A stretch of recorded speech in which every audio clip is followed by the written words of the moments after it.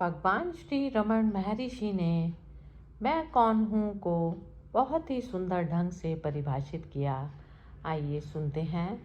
प्रत्येक प्राणी दुख से रहित होकर सुखी होना चाहता है, ऐसा भगवान श्री रमन महर्षि कहते हैं। और हर किसी को अपने प्रति सबसे बड़ा प्यार होता है, जो पूरी तरह से इस तथ्य के कारण है कि खुशी ही उसका वास्तविक स्वभाव है। इसलिए उस अंतर्निहित और बेदाग खुशी को महसूस करने के लिए, जिसे वह गहरी नींद में मन के वशीभूत होने पर दैनिक अनुभव करता है, यह आवश्यक है कि वह स्वयं को जाने। ऐसा ज्ञान प्राप्त करने के लिए मैं कौन हूँ स्वयं की खोज सर्वोत्तम साधन है। मैं कौन हूँ? मैं शुद्ध जागरूकता हूँ। यह जागरूकता अपने स्वभाव से सचेतन आनंद है। यदि मन, जो ज्ञान का साधन है और सभी गतिविधियों का आधार है, शांत हो जाता है, तो वस्तुनिष्ठ वास्तविकता के रूप में दुनिया की धारणा समाप्त हो जाती है। जब तक रस्सी में सर्प की भ्रांति धारणा बनी समाप्त नहीं हो जाती, तब तक जिस रस्सी पर भ्रांति बनी है वह वैसी प्रतीत नहीं होती। यह सादृश्य एक ऐसे व्यक्ति की पारंपरिक कहानी पर आधारित है, जो गोधूलि के समय एक रस्सी को देखता है और उसे सांप समझकर कारण डरता है। इसी तरह जब तक एक वस्तुगत वास्तविकता के रूप में दुनिया की धारणा की भ्रामक प्रकृति समाप्त नहीं हो जाती, तब तक दृष्टि स्वयं का वास्तविक स्वरूप, जिस पर भ्रम निर्मित होता है, प्राप्त नहीं होता। मन आत्मा में निवास करने वाली एक अद्भुत शक्ति है। यह सभी विचारों को उत्पन्न करने का कारण बनती है। विचारों के अलावा मन नाम की कोई चीज़ नहीं है, अतः विचार मन का स्वभाव है। विचारों के अतिरिक्त संसार नाम की कोई स्वतंत्र सत्ता नहीं है। गहरी नींद में कोई विचार नहीं होते, कोई संसार नहीं होता। जागृत और स्वप्न अवस्था में विचार भी है और संसार भी। जिस प्रकार मकड़ी जाल के धागे को अपने से बाहर निकालती है और फिर से उसे अपने में समेट लेती है, उसी प्रकार मन संसार को अपने से बाहर निकालता है और फिर उसे अपने में समेट लेता है। जब मन स्वयं को छोड़ देता है तो संसार प्रकट होता है। इसलिए जब संसार प्रकट होता है तो आत्मा प्रकट नहीं होती, और जब आत्मा प्रकट होती है तो संसार प्रकट नहीं होता। जब कोई लगातार मन की प्रकृति के बारे में पूछताछ करता है, तो मन स्वयं अवशेष के रूप में को छोड़कर शांत हो जाएगा। मन सदैव किसी स्थूल भौतिक शरीर पर निर्भर होकर ही अस्तित्व में रहता है। यह स्वतंत्र रूप से अस्तित्व में नहीं रह सकता। मन को ही सूक्ष्म शरीर या आत्मा कहा जाता है। जो शरीर में मैं के रूप में उगता है, वह मन है।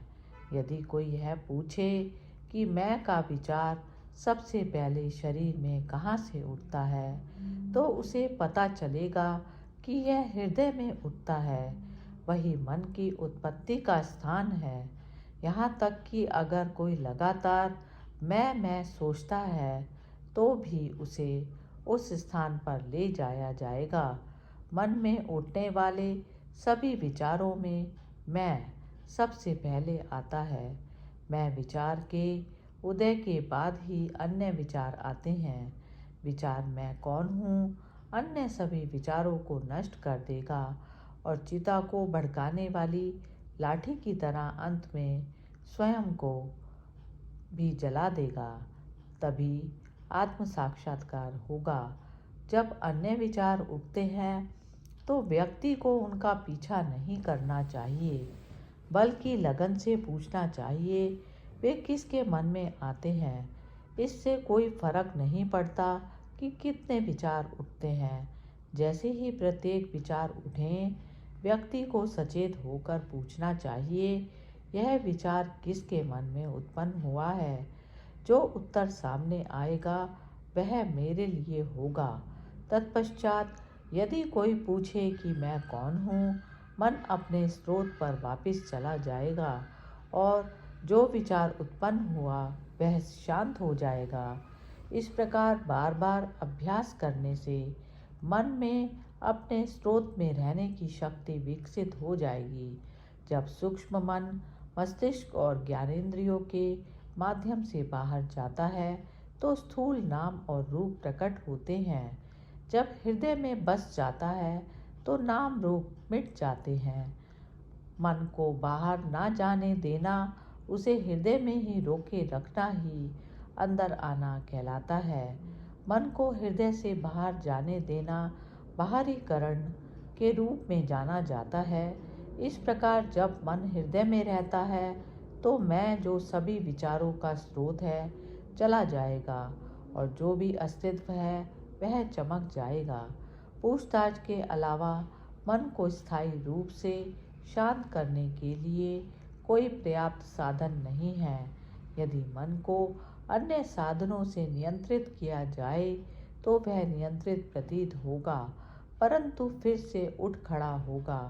श्वास के नियमन से मन शांत हो जाएगा, लेकिन यह तभी तक शांत रहेगा जब तक सांस नियंत्रित रहेगी। जब सांस नियंत्रित नहीं रहेगी तो मन सक्रिय हो जाएगा और भटकना शुरू कर देगा।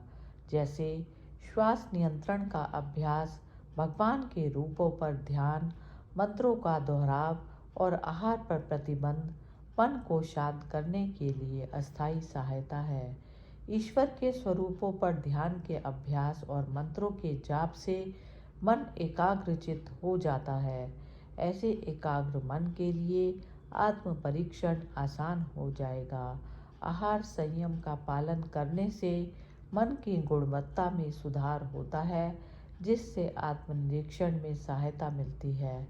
कोई व्यक्ति कितना ही पापी क्यों ना हो, यदि वह उत्साहपूर्वक आत्म ध्यान करता रहे तो निश्चय ही उसका सुधार कैसे हो जाएगा।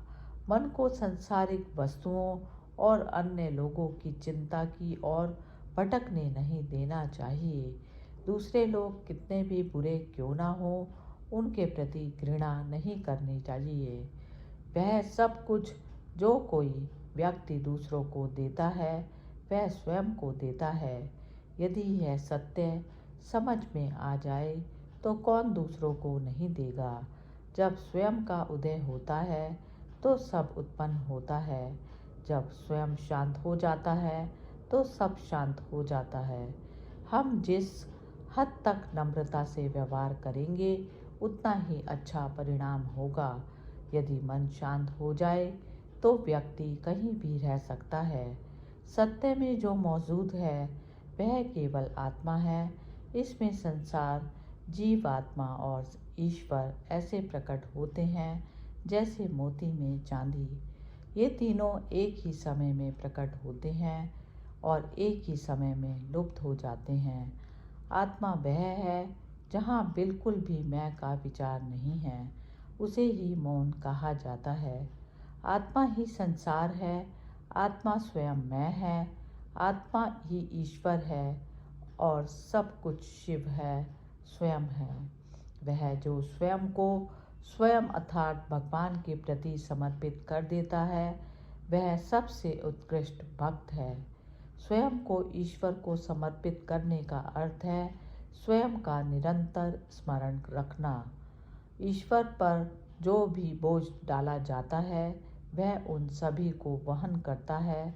क्योंकि ईश्वर की सर्वोच्च शक्ति सभी चीज़ों को चलाती है, तो हम खुद को उसके अधीन किए बिना लगातार इस विचार से चिंतित क्यों रहें कि क्या करना चाहिए और कैसे करना चाहिए और क्या नहीं करना चाहिए और कैसे नहीं। हम जानते हैं कि ट्रेन सभी भार वहन करती है, तो उसमें चढ़ने के बाद हमें अपना छोटा सा सामान अपनी असुविधा के लिए अपने सिर पर क्यों रखना चाहिए, ना कि उस ट्रेन में रखकर आराम महसूस करना चाहिए। हरि ओम तत्सत।